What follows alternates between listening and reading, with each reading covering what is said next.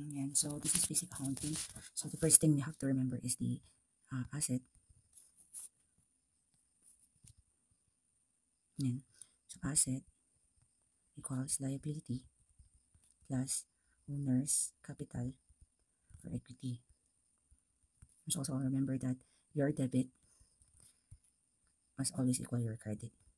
So, kung may value na idadagdag ka sa debit, dapat same din yung value na idadagdag. So, dapat your total debit must equal your total credit. Tapos, proceed with the normal balances. Normal balance, which means this is where you put the amount if you want to increase certain item. So, yung mga items mo is asset, liability, and owner's capital, your expenses, and revenue or sales. Yeah. So, we have debit and credit. So, normal balance, pag mag-increase ka ng asset, ang normal balance na is debit. So, kung magdadagdag ka ng asset mo, kung dadagdagan mo siya, debit siya. Kung babawasan mo credit, liability baliktad kasi nga yung itong accounting equation. So, ito plus siya dito sa credit. Dito naman siya. Same lang siya sa owner's capital kasi nga same side sila. Ito, ang revenue kasi, ang income mo usually, ang income is it follows your owner's capital. Idadagdag kasi siya doon sa capital mo or nai-distribute siya. So, it follows your capital. So, ang normal balance na is credit. So, revenue or sales, ang dinadagdagan niyan yung income mo. So, since dinadagdagan yung income, same lang sila. Ang normal balance niya is credit. Tapos, pagbabawasan mo siya debit. Pag like losses, ganyan. Expenses naman, binabawasan niya ang income. So, kabaliktaran siya. Ang debit naman niya is expenses, ang credit niya. Ang increase niya is debit and then ang decrease niya is credit. Yan. So, we proceed with the analysis of transactions. Yan. So, we have a sample problem. Dito. So, we have a sample problem. Ang ginagawa ko kasi, pinaplot ko muna lahat ng account titles. So, like for example, ito, ipaplot ko muna siya lahat. Cash, accounts receivable. So, ang ginagawa ko is, pinaplot ko muna siya. Dati, nung hindi pa ako, kapag sanay ka na mag-analyze, okay lang kahit idiretso mo na. Pero kapag di ka pa masyadong sanay, mas maganda na lagyan mo siya ng ganito. So, cash, receivable, AR. Then, prepaid insurance, service vehicle, prepaid insurance, service vehicle, and tapos, office equipment, office equipment, accounts payable, delivery revenues, and expenses, accounts payable, owner's equity, capital. So, yung expenses, iba rin naman determine yung expenses mo. Okay, so number one, so ginagawa ko is, dine-determine ko muna kung ano yung mga nangyari. Okay, so,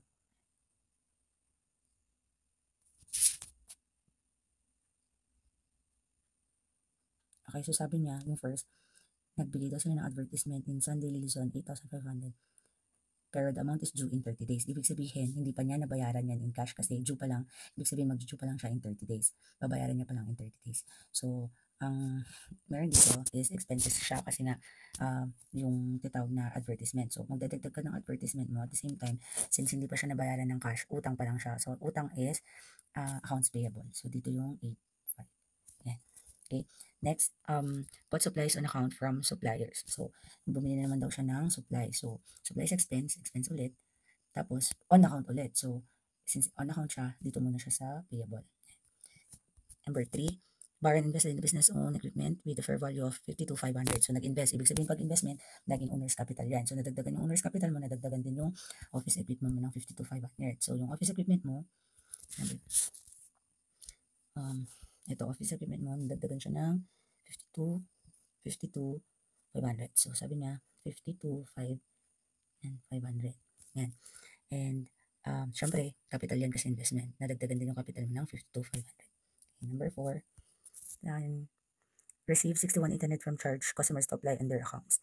So, receive 61,800 from charge customers to apply on their accounts.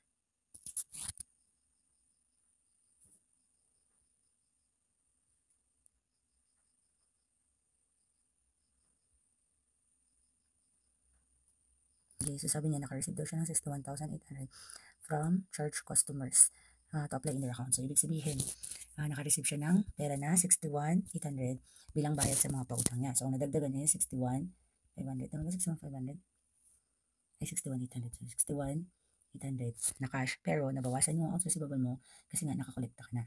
Okay. Number 5. Next, receive a bill from park to repair service performed, 8,500. So, receive a bill from park tracking for repair services performed. Um, naka-receive daw siya ng 8,500 na billing from park kasi for repair services. So, ibig sabihin nagkaroon siya ng repair expenses. So, sa expenses mo, meron kang 8,500. Repair expenses, 8,500. Nadagdagan yung expenses mo at the same time naman ay receive bill pa lang. So, ibig sabihin, mababayaran mo pa lang. So, may utang ka pa na 8,500. So, meron kang accounts na madadagdagan yung accounts payable mo na 8,500. Okay, number 6. Paid supplies. Paid supplies, 1,800 in full of account. So, ibig sabihin, you already paid yung payable mo na 8,800 daw. So, ibig sabihin, mababawasan na yung accounts payable mo ng 8,800 kasi nababayaran mo na siya. And mababawasan din yung cash mo kasi yun yung pambabayad mo. Yan. 7. Next. Number 7. Paid salaries to employees, 21,000. So, salaries expense, 21,000. And so, cash, kasi paid na eh. So, binayaran mo na siya. Bawasan ng 21,000. Number 8. Next. Received 39 for services performed. Naka-receive ka daw ng 39,000 na pera for services performed. So, meron kang 39,000 na pera, cash. And meron ka ding delivery revenues. So, meron kang delivery revenues na 39,000 additional. Okay, number 9. Receive and paid gasoline oil relating to services. So, 12,500 on oil and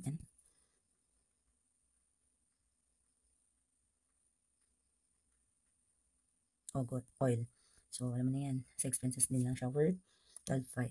On dagdagan ng 12,500 at the same time, nagbayad ka so mababawasan ng 12,500. Number 10. Yan. Number 10. Build South Bank for services performed 45,000. So, nag-bill siya. Ibig sabihin pag bill, every time bill, accounts receivable mo pa lang yun. Hindi mo pa siya sinisingil. So, 45,000 for services rendered. So, delivery services yan. 45,000. Last, Baron withdrew cash. Nagkuha daw siya ng 14,500. So, mababawasan yung capital mo ng 14,500. Mababawasan yung withdrawal mo ng 14,500. Yeah. Okay. Ay, hindi pala. Sorry, mali ako. Kumuha pala siya ng... Ay, sorry. Ay. Ayan. So, kumuha siya ng 14,500 na withdrawal, 14,500. At the same time, kumuha siya ng pera. Pera ba yung withdraw niya? O cash. So, nabawasan ng 14,500 yung cash niya. Ayan. Pag naganyan ko na siya, pwede nang mag-start ng entries. So, expenses, yung number 1 is advertising expenses. So, lalagay ko dito, number 1. Start na tayo ng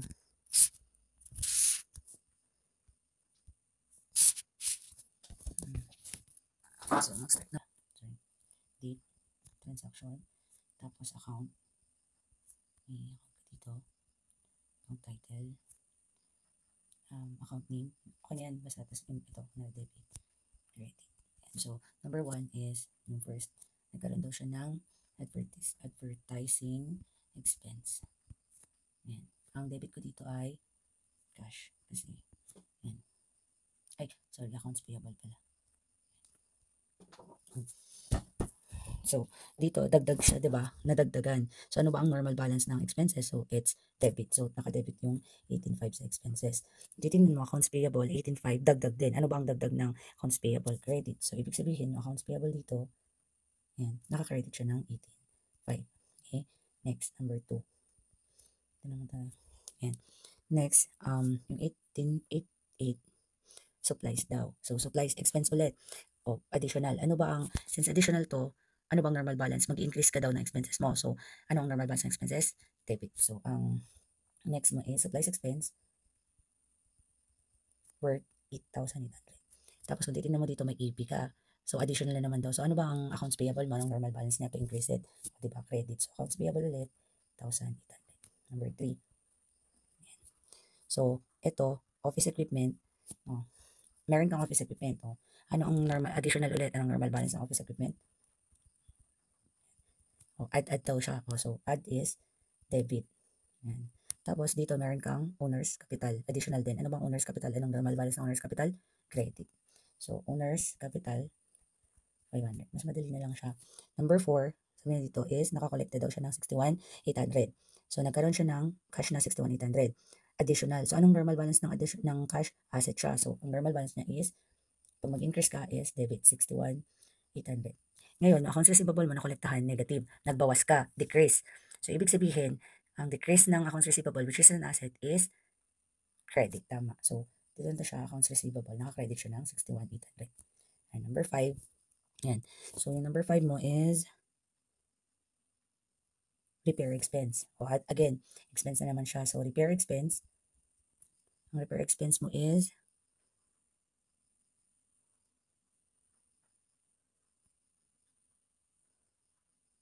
8,500. Yan. Tapos dito, on account, accounts payable, magdadagdag ka daw ng accounts payable mo na 8,500. O, anong normal credit, anong increase ng accounts payable is 8,500. Yan. So, yan, try nyo ituloy yung ibang parts. Okay? Okay. Bye.